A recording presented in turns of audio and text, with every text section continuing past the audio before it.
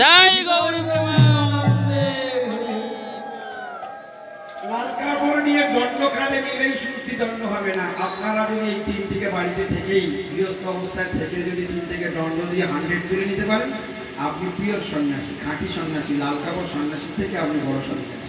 হরি বল। বোঝা গেল কিছু?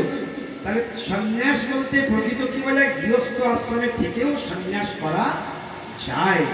সন্ন্যাসের যদি আমি লাল কাপড় নিয়ে মঠে থাকি, বাহ্যিক বেশ, এটাকে হচ্ছে বাহ্যিক বেশ। চৈতন্য চরিতামৃতে কি বলছে, পরাত্ম নিষ্ঠামাত্র বেশ ধারণ, মুকুন্দ সেবায় হয় সংসার তার। চৈতন্য চরিতামৃত লালটা কেন নেওয়া হয়েছে? পরাত্ম নিষ্ঠা মাত্র বেশ ধারণ। আমি তিলকমালা ঝোলা ধুতি পাঞ্জাবি পরেছি, কেন পরেছি? এটা বৈষ্ণবীয় বেশ। ভগবান এই ড্রেসটা বলে পছন্দ করে, তাই আমি এই ড্রেসটা পরেছি। পরাত্মা অর্থাৎ পরমাত্মার প্রতি আমার নিষ্ঠা আছে, এই ড্রেসটা তিনি ভালোবাসেন, তাই আমি এই বৈষ্ণবী ড্রেসটা পরেছি। ত্রিদণ্ডী সন্ন্যাস, ব্রহ্মচর্য, গারস্থ, বানপ্রস্থ সন্ন্যাস।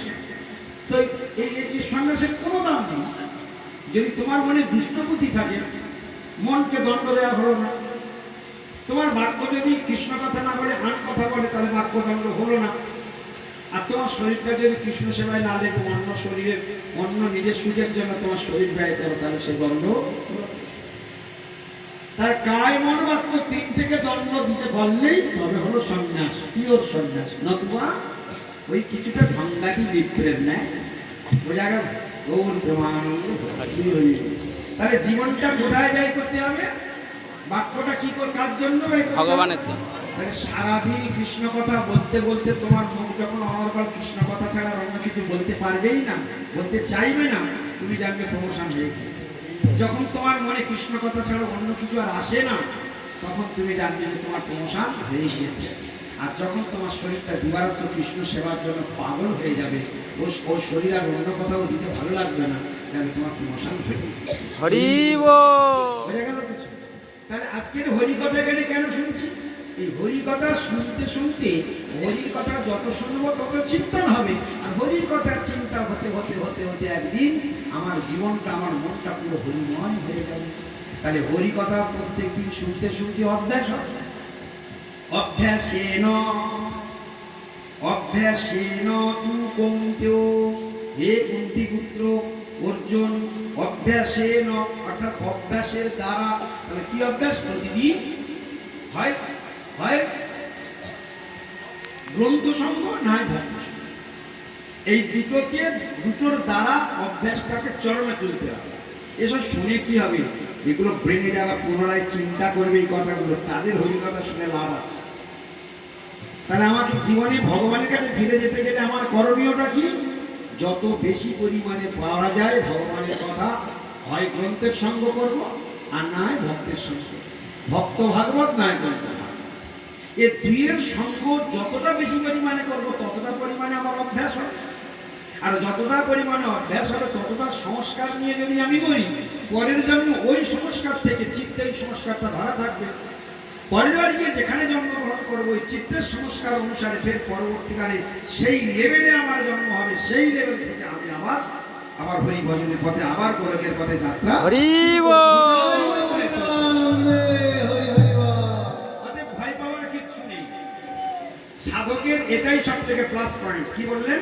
ভাগবত বলছেন, ত্যাক্তিয়া সধর্মং চরণাম্বুজং হরে, ত্যাক্তিয়া সধর্মং চরণাম্বুজং হরের ভজন্য অপক্কত পদেত্তক যদি, যত্র কো অভদ্রং অভূত অমস্যকিম কো বার্ত আপ্ত অভজতাং সধর্মতঃ। এ কথাটার অর্থটা কি?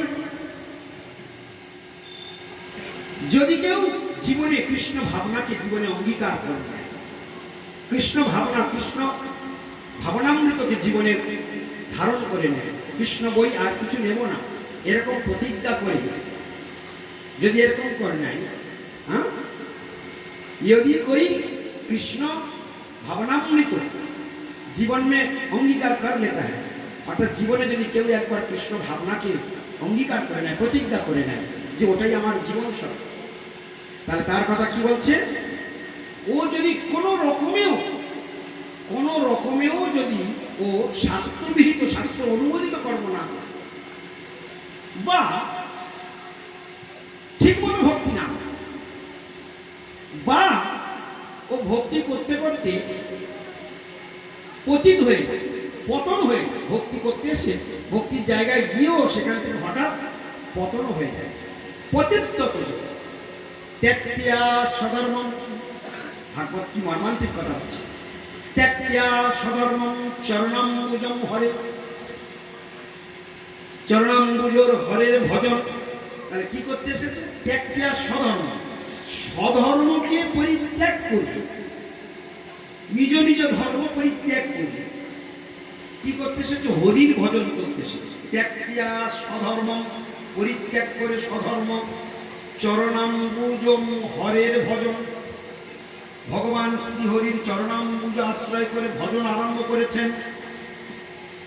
কিন্তু অপক্কত পতিত্বত, যদি অপক্কত এখনো পাকেনি, ভজন এখনো পাক্কা হয়নি, এই অবস্থায় পতিত্বত যদি পতন হয়ে যায়, হতেই পারে কি, অপক্কত পতিত্বত যদি ভগবান এখন ভজন এখন পরিস্ফুটিত হয়নি, বা মানে সুচারুরূপে হয়নি, পরিপক্ক হয়নি, অপক্কত পতিত্বত যদি পতন হয়ে যায়,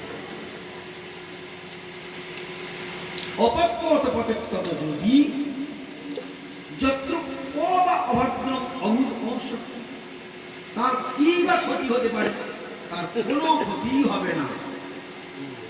পরে বলছে, কিন্তু কেউ যদি শাস্ত্র অনুমোদিত কর্ম করে, স্বধর্ম করে, কিন্তু হরির ভজন না করে, তার জীবনে কোনো লাভই হয় না, তার জীবনটা সম্পূর্ণ ব্যর্থ হয়। জয় গৌর প্রেমানন্দে হরি। ওই দেশ সেবা, ওই